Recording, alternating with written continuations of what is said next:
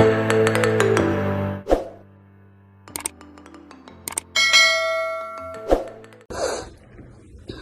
not been myself, and the sadness is really eating me up. After I posted the naked picture in front of my son talking to him on his birthday, all that I want to say is please forgive me. It will never happen again. Even though I didn't post it for any bad intention, and it was out of pain that I went through when I gave birth to my son. I realized that the post was not good, so I took it off.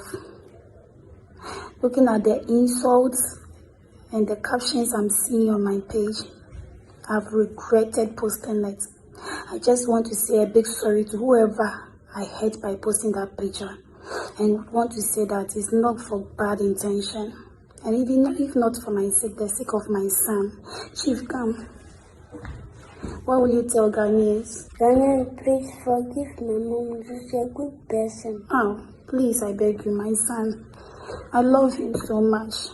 He said forgive me, please. I beg you, forgive me. It will never happen again. It will never happen again. Thank you.